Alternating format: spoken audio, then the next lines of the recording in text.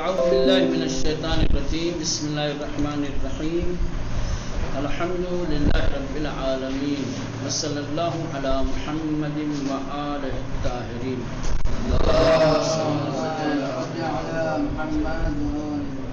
چلے بات چل رہی تھی احکام حروف کی.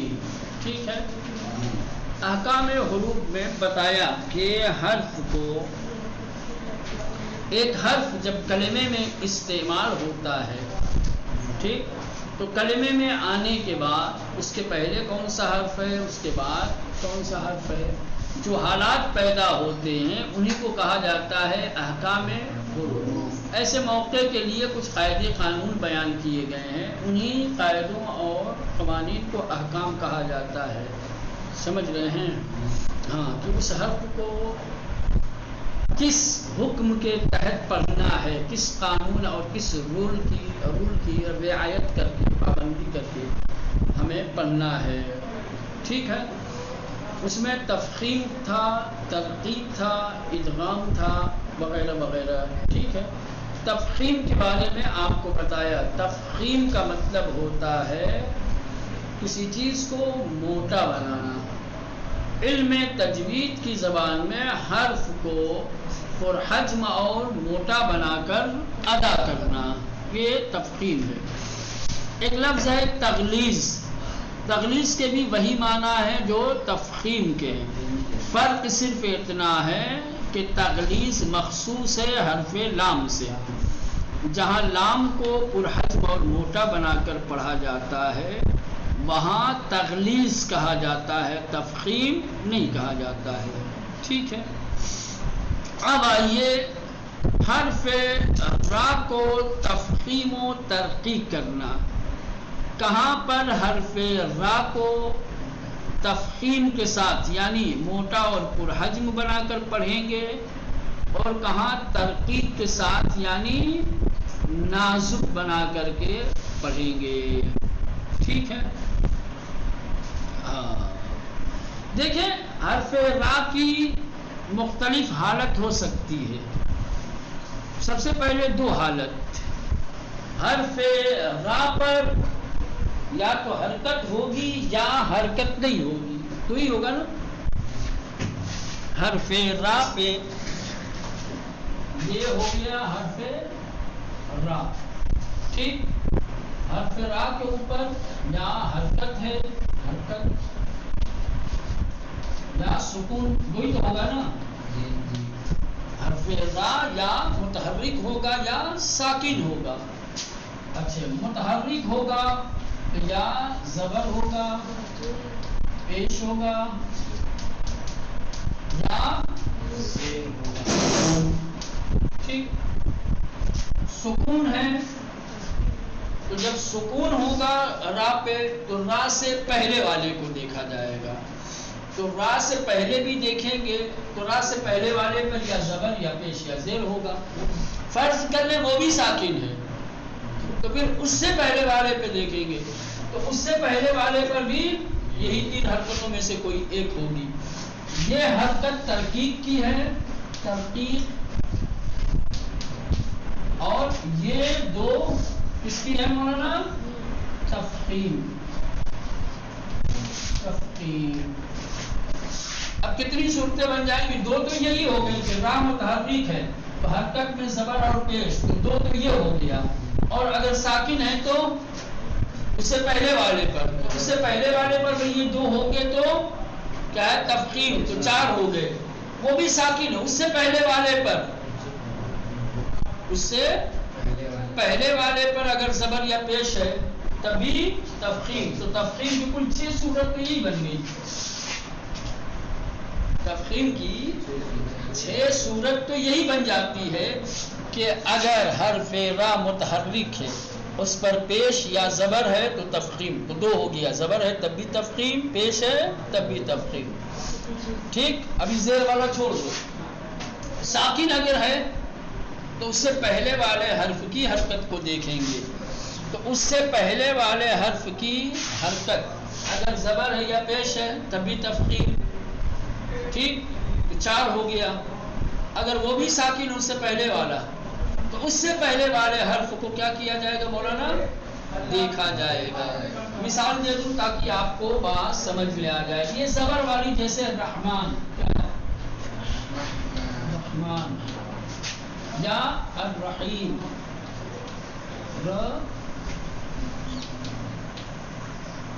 ہے نا. یہ رحمان یہ شروع میں رہا آیا، یہ بیچ میں آیا، فرق نہیں پڑتا کہیں بھی آئے. را اگر متحرک ہے اس پر زبر ہے تو تفخیم کے ساتھ پڑھیں گے موٹا.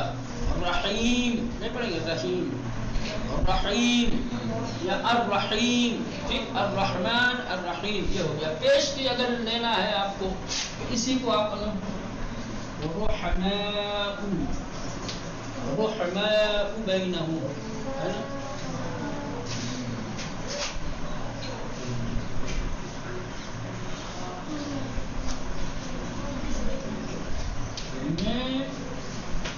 من الروح کیا کہیں گے؟ من الروح یہ ہو گیا پیشوانی. اب ساکن مانی اگر ہے، را ساکن ہے تو اسے پہلے والے کو دیکھا جائے گا. مثالیں آپ کو دیتے رہیں تاکہ سمجھ میں آئے. ٹھیک ہے، جیسے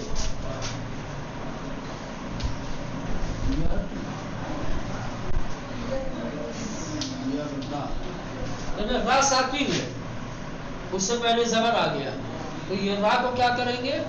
تفخیم کے ساتھ پڑھیں گے. جیسے یردا کیا پڑھیں گے؟ یردا. یا پڑھیں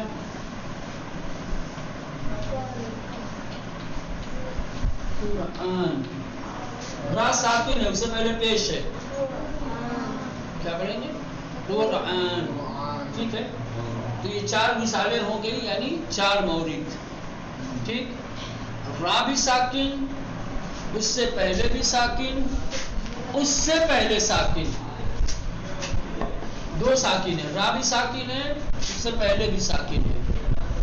ٹھیک، تو اب اس سے پہلے والے حرف پہ دیکھیں گے. جیسے مثال کے طور پہ یہ یہاں دیا ہے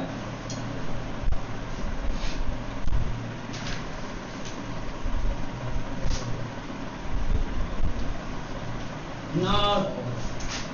را بھی ساکن ہے، اس کے پہلے الف بھی ساکن ہے، اس کے پہلے والے پر زبر ہے. تو کیا کریں گے؟ را کو تفخیم کے ساتھ پڑھیں گے. نار کیا پڑھیں گے؟ نار. یا اب پڑھے ہیں مل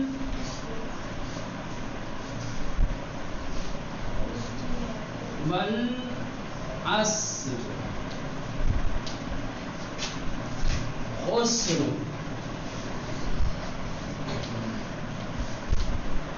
را ساکن اس سے پہلے ساکن، اس سے پہلے والے پر پیش ہے یا زبر ہے. ٹھیک، تو 6 صورت تو یہی ہو گئی ہے نا، 2 حرکت والی اور 4 سکون والی. معیار یہ ہے، را پر اگر خود حرکت ہے، را اگر خود متحرک ہے تو حرکت کو دیکھیں گے. زیر کے علاوہ زبر اور پیش ہے تو تفخیم کے ساتھ. را ساکن ہے تو اس سے پہلے والے حرف کی حرکت دیکھیں گے. پہلے والے پر بھی اگر پیش یا زبر رہے گا تو تفخیم کے ساتھ. اس سے پہلے والا ساکن ہے تو پھر اس سے پہلے والے حرف کی حرکت کو دیکھیں گے. تو یہ آخری مثال ہے. تو اس پہ بھی اگر زبر اور پیش ہے تو کیا کریں گے؟ تفخیم کے ساتھ پڑھیں گے. تو یہ کل 6 صورتیں ہو گئی. کتنی صورتیں ہوئی؟ 6 صورتیں ہو گئی را کے تفخیم کی. اب یہ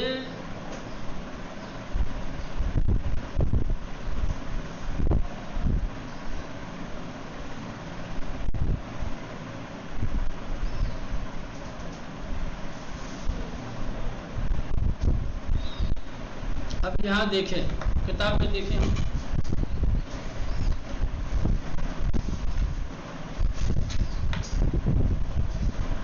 کہہ رہے کہ اگر حرف را پہ حرکت ہو، حرف را کے اوپر اگر حرکت ہو، ٹھیک، تو اس سے آگے پیچھے دیکھنے کی ضرورت ہی نہیں ہے نا. اس سے پہلے اس کے بعد کیا حرکت ہے اس سے مطلب ہی نہیں ہے, اس پر توجہ دینے کی ضرورت نہیں ہے. ٹھیک ہے, خود اسی کی حرکت معیار ہے. ٹھیک, یہ پہلا نقطہ. دوسرے, اگر را مثال کے طور پہ ساکن ہے, را کیا ہے ساکن ہے, تو اب ضرورت پڑے گی کہ آپ اس سے پہلے جو حرف ہے اس حرف کی حرکت کو دیکھیں.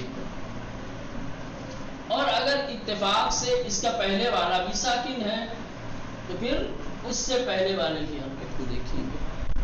ٹھیک ہے. اب حرکتوں میں تین ہی حرکت ہوتی ہے. حرکتوں میں کتنی حرکت ہوتی ہے؟ حرکت تو تین ہی ہے نا, زبر زیر پیش. ایک زیر کو نکال دو آپ, پیش والی اور زبر والی جتنی صورت بنے گی سب میں حرف را کو تفخیم کے ساتھ پڑھیں گے. تفخیم کے ساتھ پڑھیں گے یعنی را کو پرحجم اور موٹا بنا کر کے پڑھیں گے. ٹھیک, ہاں. کہہ رہے ہیں کہ اس سے پہلے والے درس میں ہم آپ کو بتا چکے ہیں کہ اکثر جن جگہوں پر فتحہ ضمہ ہو اس کو تفخیم کیا جاتا ہے, اور اگر کسرہ ہو تو اسے ترقیق کیا جاتا ہے. لیکن اگر کوئی ایسا سبب یا عامل آ جائے جو ہمیں اس پر عمل کرنے سے روک دے تو ہم اس کو بیان کریں گے. ٹھیک ہے, اور جو عامل روک رہا ہے, ٹھیک, وہاں پہ کون سا حکم ہمیں کس حکم کی پابندی کرنی ہے, کون سا حکم لگایا جائے گا, وہ ہم آپ کو بیان کریں گے. فی الحال آپ دیکھیں حرف را کے تفخیم و ترقیق کرنے کے موارد. کہہ رہے حرف را کو کہاں کہاں تفخیم کے ساتھ اور کہاں کہاں ترقیق کے ساتھ پڑھنا ہے اس کی جگہیں ہم آپ کو بتا رہے ہیں. نمبر 1, را مفتوح یا مضموم ہو, اوپر کی کوئی حرکت ہو, را مفتوح یا مضموم ہو یعنی حرف را پر زبر ہو یا پیش ہو, حرف را کو تفخیم کے ساتھ پڑھیں گے. جیسے رحمان, رحمان. ٹھیک, جیسے رحمان, رحمان. پہلے میں رحمان میں را پر زبر ہے, رحما میں را پر پیش ہے, لہذا تفخیم کے ساتھ. نمبر 2, را ساکن ہو ما قبل اس کے کیا ہو زبر یا پیش ہو, تب بھی را کو تفخیم کے ساتھ پڑھیں گے. جیسے یردا, کیا ہے یردا, را ساکن ہے اس سے پہلے والے پر زبر ہے یردا. القرآن, القرآن, را ساکن ہے اس سے پہلے قاف پر پیش ہے تو را کو تفخیم کے ساتھ القرآن. نمبر 3, را ساکن اس سے پہلے ساکن, اس سے پہلے دیکھیں گے اس سے پہلے والے پر بھی اگر زبر ہے یا پیش ہے تو را کو تفخیم کے ساتھ. جیسے کہیں گے عشر, کیا ہے عشر, را ساکن اس سے پہلے شین وہ ساکن, تو پھر اس سے پہلے عین اس پر پیش ہے تو تفخیم کے ساتھ عشر یا عشر. خسر, خسر, را ساکن اس سے پہلے ساکن اس سے پہلے کیا ہے پیش ہے. نمبر 4, را ساکن ما قبل الف یا واو مدی ہو. اب یہ حرکت والی بات نہیں ہے, کیا مولانا یہ حرکت نہیں دیکھیں گے. اگر را ساکن ہے اور اس سے پہلے واو مدی یا یا مدی ہو تو را کو تفخیم کے ساتھ پڑھیں گے. جیسے نار یا نور, دیکھیں را ساکن ہے اس سے پہلے الف مدی, ٹھیک, را ساکن اس سے پہلے واو مدی ہے. اب یہ نہیں دیکھیں گے کہ اس سے پہلے والے پہ کون سی حرکت ہے, مدی ہونا چاہیے, یہ واو مدی کب ہوگا؟ کہ خود ہی واو مدی اسی وقت ہوتا ہے جب واو سے پہلے پیش ہو، الف مدی اسی وقت ہوتا ہے جب ساکن ہو اور اس سے پہلے، ٹھیک ہے؟ تو اگر را ساکن ہو اور اس سے پہلے الف یا واو مدی ہو تو کیا کریں گے؟ را کو تفخیم کے ساتھ پڑھیں گے، جیسے نار، نور۔ نمبر 5، را ساکن اس کا ما قبل حمزہ وصل ہو، کیا ہو؟ را ساکن ہو اس سے پہلے، جیسے کہیں گے رب بی ار،